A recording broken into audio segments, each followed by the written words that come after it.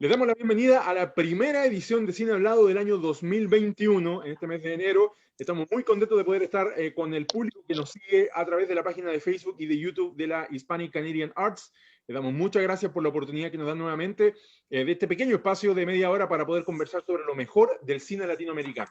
Porque, señores, tenemos cine latinoamericano, iberoamericano, tenemos de sobra películas clásicas. El año pasado, desde el mes de agosto, cubrimos varias de ellas, ¿cierto? Cubrimos Mujeres al borde de un ataque de nervios de Almodóvar, estuvimos hablando de Nueve Reinas, estuvimos hablando sobre, oh, men, ya la memoria ya me está fallando un poco, pero bueno, hablamos sobre varias películas clásicas también y sobre la estrategia del caracol. Bueno, siempre es un placer, para mí es un placer para hablar de cine. Les mando un saludo a todos, mi nombre es Raúl Pinto y vamos a tener esta conversación sobre una película buenísima. Bueno, siempre son películas que celebramos. Quiero dar la bienvenida a nuestro panel de hoy. Primero, Yanis Lobaina. Ella es, ¿qué no es Yanis? Yanis es artista, es autora, es cineasta y bueno, ella es cubana, además. Bueno, le doy la bienvenida. Yanis, gracias por estar con nosotros. Muchísimas gracias por invitarme, Raúl. Siempre es un honor compartir y hablar de películas cubanas. Bueno, mucho más. Me encanta. Muchísimas gracias a los otros invitados del panel. Excelente. Un placer. No lo planeé así, pero somos tres chilenos contra una cubana. Bueno, yo amo Chile, así que me encanta Chile. Saludar a María Cecilia Albornoz, está con nosotros. Ella también es autora y es experta en temas de sexología, que es un tema muy interesante, del cual para nosotros como latinoamericanos a veces es muy importante hablar con gente experta. Yo creo que le viene también a este tema que vamos a hablar hoy día, de fresa y chocolate, ¿cierto? Bueno, le doy la bienvenida a María Cecilia. ¿Cómo estás? Conectada desde Costa Rica. Hola muchachos, un gusto de estar con ustedes acá. Sí, pues yo soy educadora en sexualidad y terapeuta, y esta película, claro, es una película para comentar, ¿no? Me encanta estar aquí, gracias por la oportunidad. Un beso grande a los chicos de Cuba, me encanta Cuba también, pero me quedé en Costa Rica, pero sí pienso viajar a Cuba prontamente. Y además quiero saludar a don Jaime Alba, él es actor, es uno de nuestros artistas más completos que tenemos acá en Canadá. Él es chileno también, y algo que me gusta mucho, por supuesto, algo con lo cual hace que la gente me caiga bien inmediatamente, es que él es un cinéfilo empedernido. Él le gustan mucho las películas, de vez en cuando nos mandamos mensajes con don Jaime solo para hablar, oiga, vi tal película, ¿qué le parece a usted? Y qué sé yo. Además tiene muy buena memoria, que es algo que, ¿no? Que aún hoy en la era digital se agradece muchísimo, porque nosotros sabemos ya que Google no lo tiene. Entonces, a veces conversando de películas de recuerdo, don Jaimito siempre es mi referente, ¿no? Jaime, muchas gracias por estar con nosotros. No, gracias a ti, Raúl, por considerarme primero un actor, que no lo soy, y segundo, un experto de cine, que tampoco lo soy, pero sí, siempre, el cine siempre me ha gustado mucho. Perfecto. Bueno, para este tipo de cosas, como para hablar de películas y de cine, hay mucha gente experta, gente que ha estudiado y que sabe mucho, pero como muchas cosas de arte, ¿cierto? Que eso es lo lindo, lo que me gusta mucho del arte. A veces las mejores personas son las que han estudiado por sí mismas, ¿cierto? La gente que se ha preparado, y para saber de arte hay que ver arte, hay que tocar arte, hay que experimentarlo, ¿cierto? La persona más estudiada va a alcanzar, digamos, un buen nivel si es que no experimentan, ¿cierto? Lo que es el arte en todos los sentidos. Así que, bueno, vamos a dar comienzo, y quiero comentarles sobre nuestra película que vamos a hablar hoy. Se llama Fresa y Chocolate. Fue dirigida en el año 93 por dos directores, por Tomás Gutiérrez Alea y por Juan Carlos Tavío. Teníamos otra película en mente, pero queremos hacerle un homenaje a Juan Carlos Tavío, que lamentablemente falleció hace muy pocos días. Es una película extraordinaria. Fue una película que rompió barreras, no solamente en Cuba, sino que en toda Latinoamérica, porque es una película LGBT, de temática LGBT. Se puede pensar, ¿cierto?, que en Cuba había mucha represión, bueno, que sabemos que sí había, ¿cierto?, que había mucha reticencia a hablar sobre el tema, pero en toda Latinoamérica en el año 93 y aún hoy en día, poder hablar abiertamente sobre temas de sexualidad, incluyendo la comunidad LGBT, es tabú para muchas personas.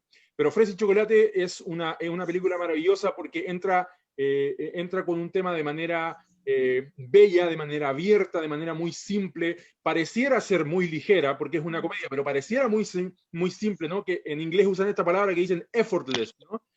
Que pareciera que fuera tan simple de haber sido hecha, ¿cierto? Pero a la vez tan profunda y tan compleja en muchos temas. Ha sido la única película cubana nominada al Oscar, a la mejor película extranjera. Tuvo mucho éxito en Estados Unidos y en Europa, y ganó una serie de premios también en toda Latinoamérica. Quiero comenzar preguntándole a Yanis un poco, ¿me puedes dar un poquito sobre contexto? Hablemos del año 93 en Cuba, pero la película está ambientada en los años 70, pero aún así, ¿en qué contexto histórico se encontraba la Cuba de los años 90 cuando esta película fue estrenada? Bueno, Raúl, primero estoy súper feliz porque Fresa y Chocolate es una de mis películas favoritas, te lo dije cuando me invitaste. Además, fue una película cuando se estrenó Fresa y Chocolate en diciembre del 93.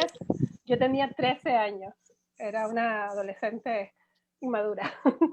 Y cuando se estrenó tuve la oportunidad de ir al estreno porque tengo amigos que son cineastas ya adultos, grandes, y me tuve que poner los tacones de mi mamá y pintarme los labios de rojo. Y entré al cine, al Carlos Mar, que es un teatro inmenso en Cuba, y entré y vi la película y para mí marcó un antes y un después. Como persona, como ser humano, ¿no? Y bueno, el contexto en el 1993 en Cuba es un tema grandísimo, pero te voy a hacer un resumen. Era el periodo especial donde fue un periodo crudo donde teníamos apagones de casi 14 horas, apagones de electricidad, donde casi no había comida, pero todavía hacíamos cine y teníamos ganas de soñar y todavía se escribían grandes libros, los adolescentes como yo que no estábamos, bueno, hay muchas realidades en Cuba. Cuba es una complejidad tremenda de muchos temas, que ahí yo no soy experta, así que no te voy a explicar, pero yo vivía como siempre, en una pequeña burbuja en El Vedado, en la ciudad de La Habana, en la capital de Cuba, y mi realidad era completamente diferente a muchas realidades que pasaban allí. Por eso podía entrar al cine, ver la película y disfrutarla en algún sentido. Pero fue una película que se grabó, se filmó, lo sé, porque después estudié cine, porque fue una de mis marcas, fue una de las decisiones más grandes que tomé con 13 años. Esa película impactó en mí en tanto al gusto de la literatura. Bueno, la tuve que ver como 7 veces, yo te confieso, casi en el mismo año y durante todos los años. La he visto un montón de veces. Porque en esa película aprendí de autores cubanos que no se hablaban en esa época ni en muchos años después, como Severo Sarduy, Lezama Lima. Bueno, ahí fue como el despertar mío con 13 años, descubrir todo eso. Además, también artes plásticas, la dirección de arte de esa película es increíble, es maravillosa. Los que no saben de la cultura de Cuba ven esa película y pueden descubrir ahí desde la música, las artes plásticas, el carácter del cubano de los años 70, quizás también. Es una película magistral, bueno, con 2 grandes directores y con directores de arte, como fue, que siempre se me olvida el nombre, Fernando Pérez O'Reilly, que es un gran director de arte, que casi no se habla en Cuba de él, pero fue el que hizo la escenografía de esta película. Y bueno, ya como te dije, fue un periodo muy difícil y lo hicieron con muy poco presupuesto y bueno, salió esta magistral obra. Excelente. Bueno, María Cecilia, esta película también es hablaba Yanni sobre este descubrimiento de la vida que ella hacía, ¿no? A los 13 años, pero esta es una película que en inglés le llaman el coming of age, ¿no? Película sobre el descubrimiento adolescente un poco, aunque estamos hablando de chicos que estaban en la universidad. Algo importante, siempre se me olvida al principio contar el argumento. Esta historia es muy sencilla, ¿no? Es la historia de David, un estudiante que se encuentra, bueno, Diego se le encuentra a él, ¿no? Lo empieza como, hay una cierta de coqueteo en varios sentidos, ¿cierto? No solamente un coqueteo físico, no sexual, además es una cosa intelectual, de amistad, algo muy especial, empiezan a chocar juntos, y por supuesto que hay un contexto histórico, ¿cierto?, donde hay personas que, donde está este tema de la gente que delata a otros, ¿cierto?, por el gobierno, hay mucha inseguridad, etcétera. Las circunstancias, María Cecilia, que rodean a un joven cuando está comenzando a vivir la vida, cuando está comenzando a crecer, ¿cierto?, cuando está experimentando sobre sexualidad, ¿cómo ve usted ese tema marcado en Fresa y Chocolate? Mira, hay que decir que Fresa y Chocolate está bajo el contexto eh, político, si se quiere decir, y cultural de este despertar de Cuba, porque acuérdate que por muchos años, entre la década de los 50 y los 70, ¿no es cierto?, Cuba penalizaba la homosexualidad. Es más, si mi compañera cubana acá me puede ratificar, alrededor de 1979, 1980, recién se obtiene, ¿no es cierto?, la despenalización, los derechos para la comunidad LGTB. Entonces, Totalmente. en ese contexto, imagínate la adolescencia de eso, porque cuando tú creces en ese despertar sexual, en un país libre como Canadá, qué sé yo, cualquier país de Norteamérica, inclusive países latinoamericanos que han logrado, ¿no es cierto?, como Chile, establecer ciertos derechos para la libertad sexual, es diferente. Y aquí lo podemos ver en la película porque tú te das cuenta que este joven, ¿ya?, que siendo universitario, o sea, teniendo toda una intelectualidad, pero teniendo una intelectualidad, entre comillas, partidista, ¿no es cierto?, se ve como, diría yo, embobado por todo este conocimiento y dice, pero bueno, ¿qué es lo que me atrae a esta persona tan especial? Yo creo que aquí se dan dos componentes. No tan solo el descubrir de él de la atracción sexual, sino que también descubrir la intelectualidad de esta nueva persona que para él era algo nuevo, ver a un cubano gay. Entonces él dice, bueno, o son espías o están ayudadas por la embajada, pero me interesa saber más de él. Y creo que a medida que lo va conociendo, ¿qué hace? Es ratificar su orientación sexual. Y aquí va tu pregunta, porque la sexualidad y el género son dos cosas diferentes.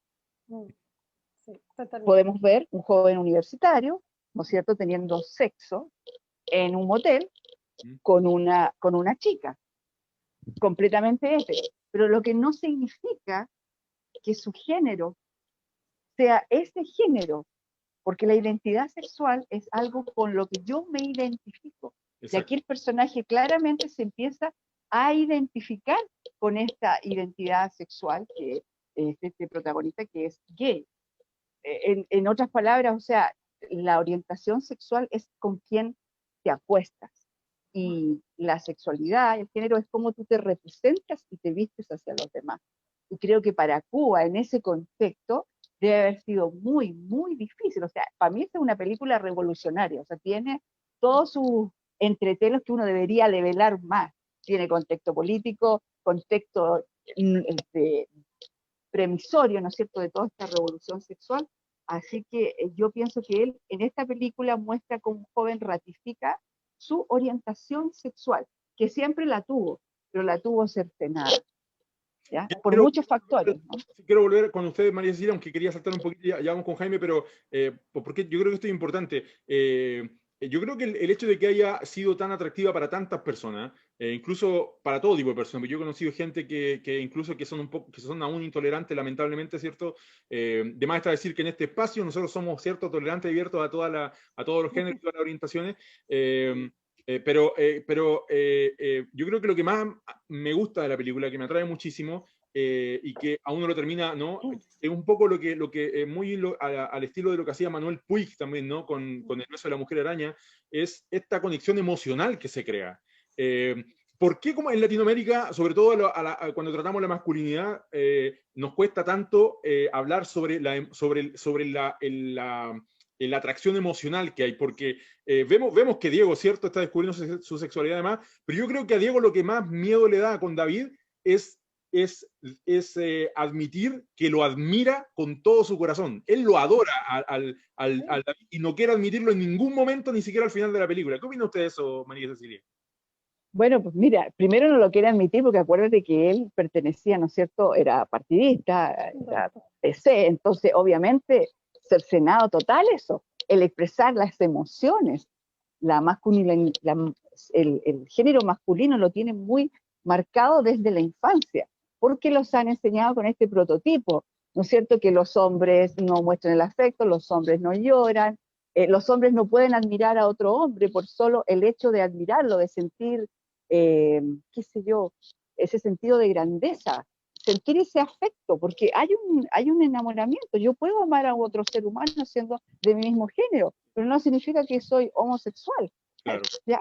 Entonces, creo que la importancia de esta película, ojalá que haya sido vista por muchos cubanos dentro de la isla, es la apertura que se le da y la gran importancia que revela la educación sexual, porque en Cuba siempre ha habido educación sexual, sí, pero el tipo era más enfocado a la salud sexual. En cambio, con esta película vemos que él es un ser completamente libre dentro, sí, pero completamente castrado por la sociedad, por los preceptos, ¿no es cierto?, que existían en ese momento. Bueno, de hecho, creo que históricamente, entre los años 50 y 70, hubo mucha persecución contra los gays en Cuba.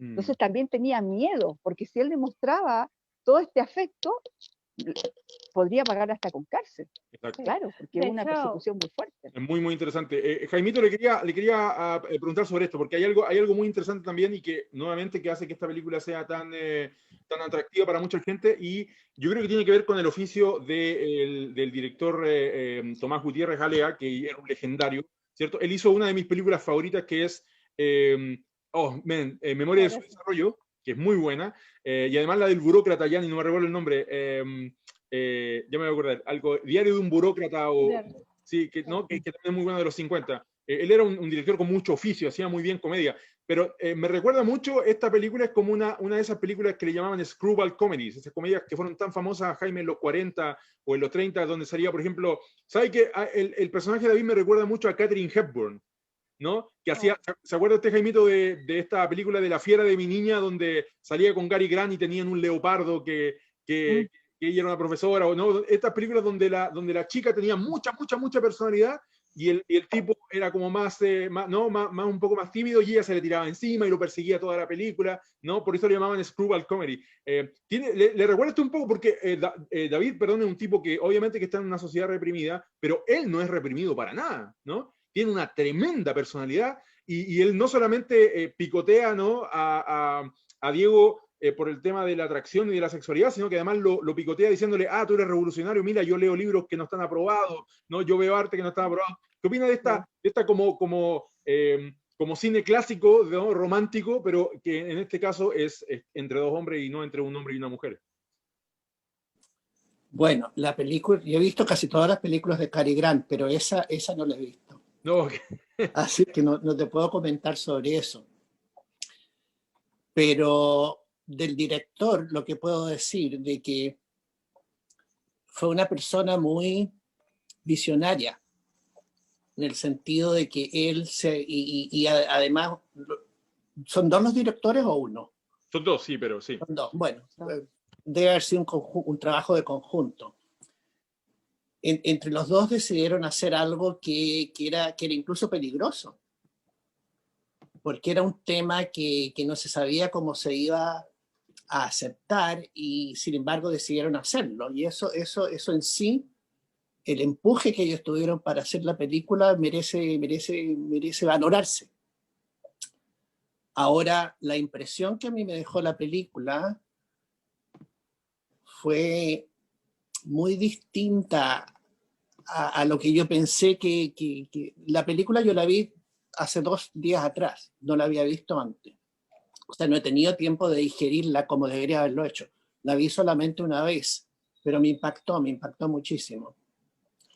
Y la primera sensación que tuve, bueno, yo a Cuba fui la primera vez en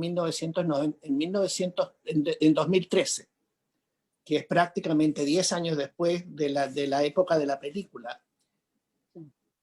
Y después he ido 2 veces más a Cuba, a distintas partes de Cuba, y es la misma impresión. No capté una intolerancia como lo demuestran en la película. O sea, esa puede ser una percepción personal, o puede ser la evolución que ha tenido Cuba desde el año 1993 hasta el 2013.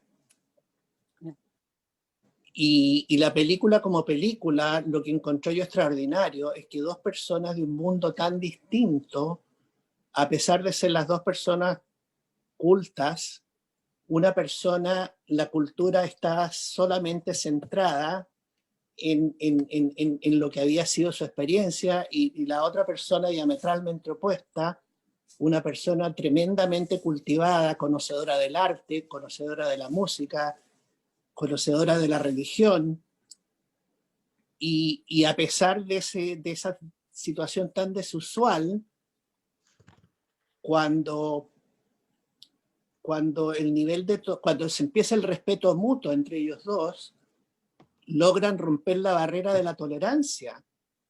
Y la amistad, bueno, la amistad, ¿qué es la amistad? La amistad es un amor, pero sin sexo. Y eso es una cosa que en la película está como demostrado también. Y bueno, es una película que yo la encontré muy, muy, muy, muy buena. Bien, bien, Jaimito. Y quería preguntarle también, Gianni, sobre este uso de géneros tan clásicos, ¿no? Como le decía, el de gato y ratón, que hay un poco del lado cómico, digamos, entre David y Diego. Además los personajes femeninos aquí se pasan, decimos en Chile, son muy buenos. Está el personaje de la chica, ¿no? Que aparece al principio, que es como de telenovela al final, ¿no? Esta niña que no quiere acostarse con él, no lo rechaza totalmente y después se termina casando con un tipo rico y después quiere volver con él, ¿no? Que le da una comicidad y una tranquilidad al tema, ¿no? Hace que toda la película se pase, digamos, de manera tan ligera, como decía. Y además está la vecina, Nancy me parece que se llama, ¿no?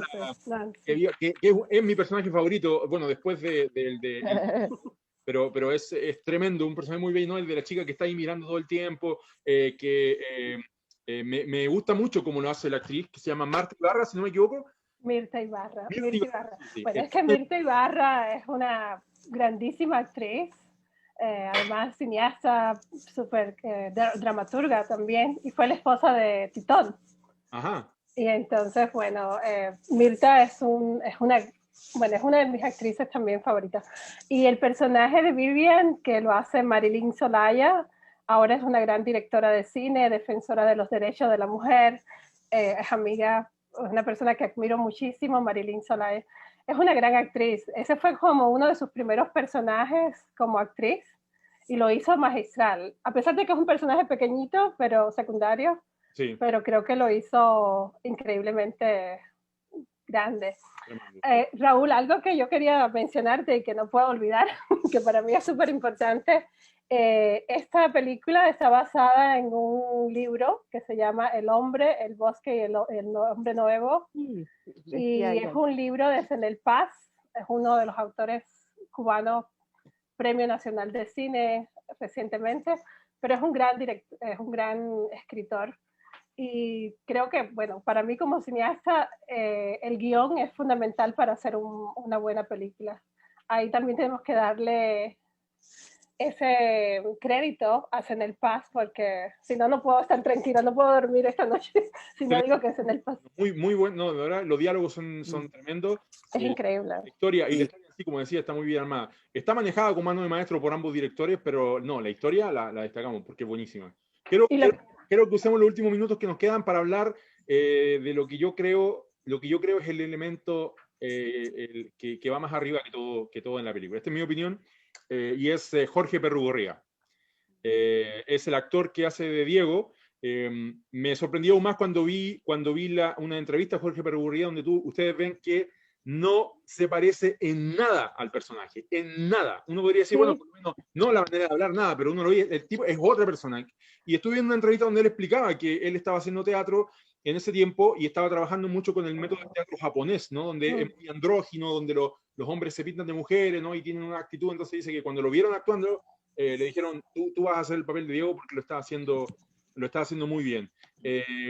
Es un actorazo, el papel está muy, muy bien hecho. En ningún momento yo veo, porque bueno, Perrugorría es un actor, él es heterosexual, ¿no? Entonces, pero en ningún momento veo que le está faltando muy macho.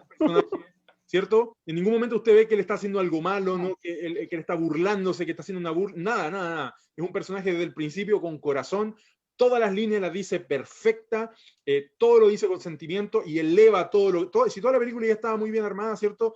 No quiero olvidar a Vladimir Cruz tampoco, pero Jorge Perugorría realmente fue su primera película, la de él y de Vladimir, se convirtieron en muy buenos amigos, supe después hicieron muchas películas juntas, y quiero que terminemos esto hablando un poquito sobre ese personaje, María Cecilia, el personaje de Diego y el actor, ¿qué opinas? Mira, pues ahí ves como hay un desdoblamiento, ¿no? Obviamente si eres un actor puedes hacer eso, pero ahí vamos al punto. Él interpretó un género que no es el de él. Él es género masculino. ¿Y qué papel interpreta? El papel de un género femenino. Se desdobla completamente porque él es la expresión de estos movimientos, de cómo te sientas, la sensibilidad para el arte, la expresión. Pero en su cuerpo masculino. Creo que ahí está muy claro reflejado el desdoblamiento de la sexualidad y el género. Y es impresionante. A mí lo que más me llamó la atención de él es cómo él sutilmente enamora a través de la intelectualidad. Porque de ese hombre nos podemos enamorar todas. O sea, yo anoche vi la película 2 veces, la primera vez en la tarde y después en la noche antes de quedarme dormida. Y dije, claro, y después vi la entrevista que le hacen al actor. Y es un super macho. O sea, también uno se podría enamorar tanto del actor, no costaría nada, como del el papel que él hace ahí. Porque con esa sensibilidad que tiene, pues ahí te das cuenta que el género, la sexualidad, no tienen por qué ir de la mano. Y tú puedes tener una representación sin necesidad de ser gay o pertenecer al movimiento, y lo que es lo más importante creo de todo, que saque el prejuicio, porque te puedes sentar como una mujer, expresarte como una mujer, pero sigues siendo tan macho como siempre por dentro. Claro. Entonces a mí me pareció muy interesante ese desdoblamiento que hace él, y excelente, sí, excelente actor, y divino, o sea, sí, divino en el papel y fuera también del papel. Yo me quedo con eso. Yo Sí. que he hecho un poco de teatro y actuado, yo que la estuve viendo otra vez hace un par de días, y yo dije, las miradas del tipo, cómo mira en la cámara, a mí me da envidia, porque yo no creo que nunca voy a poder lograr algo como lo que él hace, solo mirando, cuando está comiendo al principio de la escena donde están, ¿cierto? Donde están, donde están tomando helado, Ajá. y él levanta la cabeza y lo mira y mira hacia el lado. Eso no lo hace cualquiera y para poder hacer algo tan contenido en una escena donde la cámara lo encuadra tanto, es admirable de verdad. Don Jaime, su opinión sobre la película, sobre un cierre, palabras al cierre sobre la película y sobre el actor también, sobre Perugorría. No, el actor es extraordinario. Me refiero a Diego, al personaje Diego. Sí. Sobre todo en las escenas al comienzo y al final, cuando están comiéndose un chocolate y tal como dices tú, la expresión visual lo dice todo. Sí. Así es. O sea, la película lo agarra a uno desde el comienzo y es esa escena de la mirada. Así es. Y al final, cuando intercambian el chocolate por la fresa entre los dos, el mismo tipo de mirada, el mismo tipo de... Pero ya no había la intención de seducción que hay al comienzo, sino que era una mirada de cariño. Sí, sí. ¿Cómo se expresa eso? Yo no lo sé. Qué curioso. Pero ahí en la película está muy bien hecho. Qué curioso que siendo tan sencillo, esas escenas no están con estos elementos de comida, emociona. A mí se me pone un nudo, digo, ¿no? Y a mí me hacía pensar mucho en qué amigos tengo y qué tan amigos son o qué tan amigos soy yo. No, es muy interesante. Yanis, palabras al cierre sobre la película y sobre Perugorría, por favor. Bueno, Perugorría para mí es uno también de mis actores ídolos, como decimos en Cuba, porque Pichi, como le decimos cariñosamente, es increíble. Él muta, se cambia, hace personajes. Puedes ver toda la filmografía de él y es increíble. Tuve la oportunidad de trabajar con ellos, con Vladimir y con Pichi, y para mí fue como cumplir ese sueño de adolescente con 13 años, trabajar con ellos dos. ¿Y como compañeros de trabajo, cómo son? Son maravillosos. Mira, fue la mejor producción de cine. Ahí trabajé como asistente, porque era estudiante, trabajé como asistente de producción de cine en una película que se llama Afinidades, que se las recomiendo, donde Vladimir y Pichi, Jorge Perugorría, son directores. Y fue una película que me divertí muchísimo porque verlos a los dos juntos, bueno, ya te digo, para mí era como el sueño cumplido. Además, intercambiar, trabajar con ellos como amigos, como colegas, bueno, son muy simpáticos.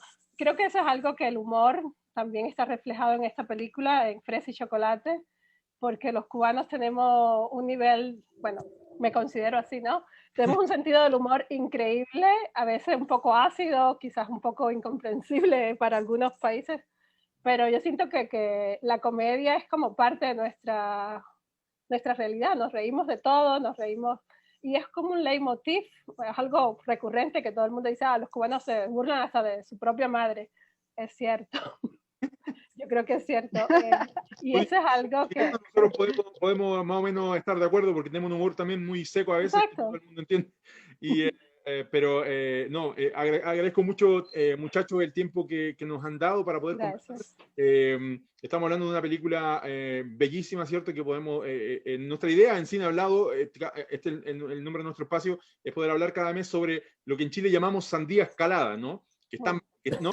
Películas que son buenas, que están bien aceptadas, que a todos nos gusta, ¿cierto? Que no tenemos nada que decir, estamos aquí para criticar, y yo creo que Fresa y Chocolate es un gran inicio para este año porque aún con todo el reconocimiento que tuvo, yo aún creo que está poco valorada. Yo creo que en el cine latinoamericano aún debería ser nombrada más, me sorprende mucho cuando hablo con gente norteamericana, gente de habla inglesa, y ellos presentan a Fresa y Chocolate como un referente, y debería serlo para todos nosotros. Así que, María Cecilia, exactamente.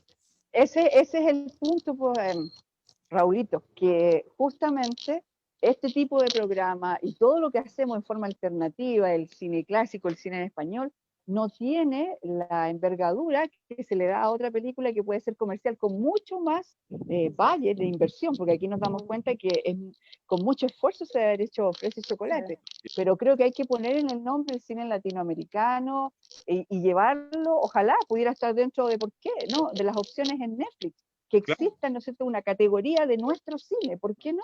Así es. Entonces, creo que lo están poniendo, ¿no? Gracias por tu tiempo, María Cecilia. Sí, mi amor. Muchas gracias, Jaime, también por estar con nosotros. No, gracias a ustedes, un gusto en Gracias. haberlos conocido. Síganme en la página de Sexo Sentido. Nos vemos. Chao. Jaimito, un abrazo grande. Y, bueno, y igual. también usted, Yanis, si nos quiere contar, Yanis, de algún proyecto, tenemos unos pocos segundos, pero cuéntanos, ¿en qué está ahora? ¿En qué estamos? Bueno, Raúl, le agradezco muchísimo la invitación, estoy súper feliz. Aquí en Canadá estoy trabajando en muchos proyectos, estoy tratando de, con mi productora Borumo Films, conectar el cine en Cuba. Eso es lo que te puedo contar ahora. Perfecto. Eso, por ahí. Muchachos, muchas gracias por estar con nosotros. El próximo mes de febrero vamos a tener la conversación sobre Bienvenido Mr. Marshall, una película española del año 50, así que lo invitamos a que lo puedan ver también la próxima vez. Por el momento nos despedimos, un gran abrazo, chicos, que estén muy bien, chao, chao. Gracias. Un abrazo, cuídense. Chao.